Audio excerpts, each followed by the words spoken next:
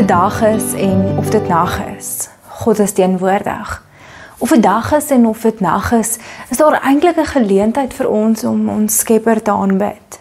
Daar in Openbaring 4 vers 8 tot 11 lees ons van hierdie lewende wesens wat die heeltyd dag en nag, sonder om te rus en sonder om op te hou, vir God te aanbid.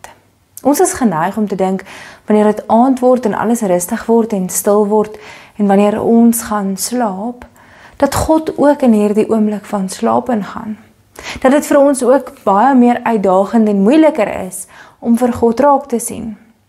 Dit voel vir ons partykeer asof ons uitdagings, ons probleme net in die dag gebeur en dit al is wanneer ons vir God nodig het.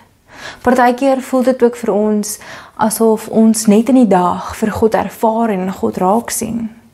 Asof daardie lig wat saam met die son kom die enigstes is wat vir ons wys dat God hier is en dat God teenwoordig is. Maar dit is juis in daardie oomblikke in die aand, dis juis in daardie oomblikke in die dag, wanneer God daar is. En hierdie lewende wesens getuig daarvan, dat sonder ophou het hulle gesing, heilig, heilig, heilig. Het hulle daardie lof en prys en eer aan God gebring om God te aanbid.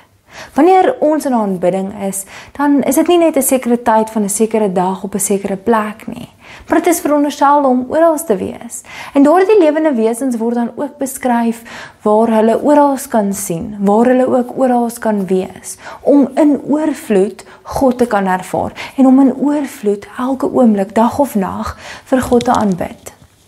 Ons uitnodiging vandag is om spesiaal aandag te gee aan daardie tye wanneer ons vergeet om God te aanbid.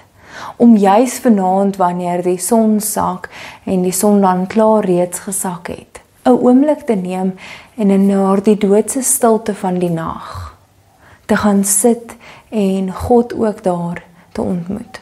Om ook daar te luister waar God is en waar God juis met ons praat.